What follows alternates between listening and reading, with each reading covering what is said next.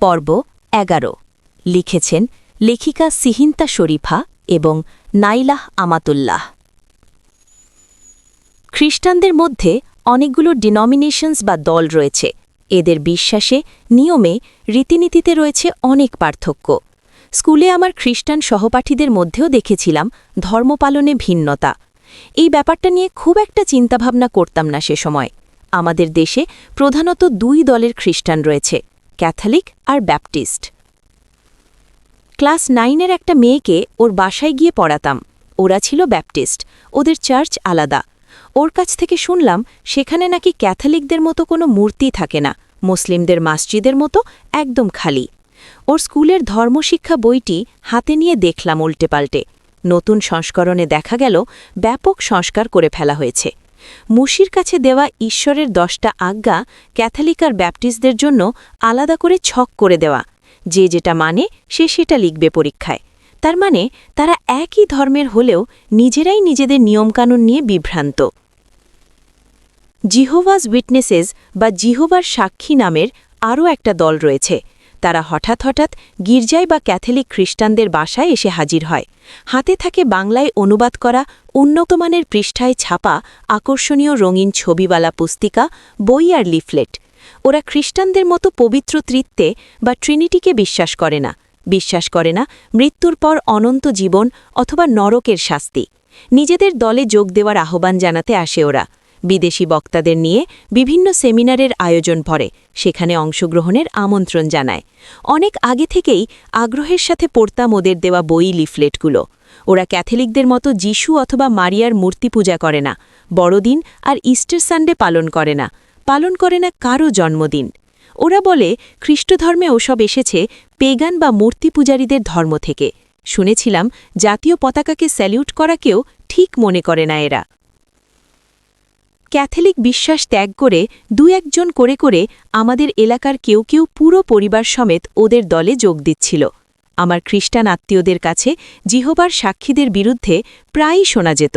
তারা পছন্দ করতেন না তাদের এহেন স্রোতের বিপরীত চিন্তাধারা। একদিন বাসার পুরনো বই খাতা আর কাগজ সব বিক্রির জন্য বাইরের বারান্দায় স্তূপ করে রেখেছিলাম। টিউশনি থেকে ফিরে দেখি বাবা কখন যেন সব কাগজওয়ালার কাছে বেচে দিয়েছেন।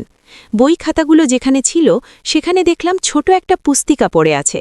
জানি না কেন ধুলো ঝেড়ে ওটা ভেতরে নিয়ে এলাম। ভেতরের পাতাগুলো জীর্ণ মলিন।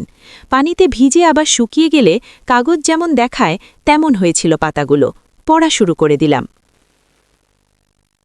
মার্টিন লুথার কিং নামের একজন মানুষের কথা লেখা। সে অনেক বছর আগে কোনো এক ইউনিভার্সিটিতে পড়ত।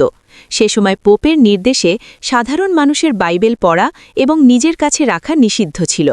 চার্চের দেওয়া এরকম অদ্ভুত কিছু নিয়ম মেনে চলতে হতো সবাইকে।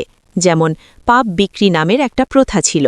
সাধারণ লোকেরা অর্থের বিনিময়ে নিজেদের পাপ বিক্রি করে পাপের ক্ষমা লাভ করতে পারত। সেই ছেলেটি তার প্রতিষ্ঠানের লাইব্রেরিতে হঠাৎ একটি বাইবেল খুঁজে পেল। বাইবেল পড়ে সে জানতে পারল ক্যাথলিক চার্চের বেশিরভাগ নিয়মকানুন ভিত্তিহীন, মানুষের তৈরি। বাইবেলে কোথাও লেখা নেই ওসব, বরং যা লেখা আছে তাই মানা হয় না। ছেলেটি একাই সমস্ত অনাচারের বিরুদ্ধে রুখে বাড়াল। তার একমাত্র অস্ত্র ছিল বাইবেল। জিহোবার সাক্ষীদের দেওয়া বই ছিল ওটা। তাদের কথাগুলো যুক্তিপূর্ণ বলে মনে হতো আমার, তবে পুরোপুরি বিশ্বাস করতে পারতাম না কেন যেন। এর কিছুদিন পরে কারা যেন ছোট ছোট কিছু লিফলেট দিয়ে গেল বাসায়। একটাতে টেলিভিশনের কুফল সম্পর্কে লেখা, আরেকটাতে দাড়ি সম্পর্কে লেখা। যিশুর মতো দাড়ি রাখতে বলা হয়েছে যিশুর অনুসারীদের। এভাবে বাইবেলের উদ্ধৃতি দিয়ে এক একটাতে এক এক রকম ভালো ভালো কথা লেখা। ধর্ম নিয়ে আগে কম বিভ্রান্তি ছিলাম না। এগুলো দেখে বিভ্রান্তি আরও বেড়ে যেতে লাগল। পুরনো দিনগুলোর মতো ভাবতে শুরু করলাম আবারও। কেন পৃথিবীতে এতগুলো ধর্ম? কেন ধর্মের নামে মানুষে শত্রুতা? কেন একই ধর্মে এতগুলো দল? বিশ্বাসে পার্থক্য? খ্রিস্টধর্ম বলে অন্য সব ধর্ম মিথ্যা। আবার যেহেতু আমি প্রমাণ পেয়েছি খ্রিস্টধর্ম মানুষের তৈরি, তাহলে সব ধর্মই মিথ্যা। আসলেই কি সব ধর্ম মানুষের তৈরি? মানুষকে পথ দেখানোর জন্য কোনো একটি সত্য ধর্ম থাকবে না? যদি থাকে তবে কোন ধর্ম সেটা? আমি তো নিজের ধর্ম সম্পর্কেই এতদিন অজ্ঞ ছিলাম। অন্য ধর্ম সম্পর্কে তো বলতে গেলে কিছুই জানা নেই আমার। ইসলাম সম্পর্কে একটু জেনেছিলাম সেই ইসলামী কোর্সের মাধ্যমে। অবসর সময়টা তাহলে ধর্ম নিয়ে গবেষণা করেই কাটানো যাক। কলেজের এক হিন্দু ছেলের কাছে ওদের ধর্মগ্রন্থ চেয়ে বসলাম। এর পরের দিনগুলোতে একের পর এক বিস্ময়কর ঘটনা ঘটে যেতে লাগল, আর সেই সাথে শুরু হলো আমার জীবনযাত্রা, আমার চিন্তাধারার মোড় ঘুরে যাওয়ার পর্ব। আপনার মূল্যবান সময় ব্যয় করে লাইক, কমেন্ট ও শেয়ারের মাধ্যমে পাশে থাকার জন্য অনেক ধন্যবাদ। আপনার এই সমর্থন ও ভালোবাসা আমার কাজের গতি অনেক বাড়িয়ে দেয়। পরবর্তী কাজের জন্য আপনার মূল্যবান মতামত বা পরামর্শ থাকলে অবশ্যই জানাবেন।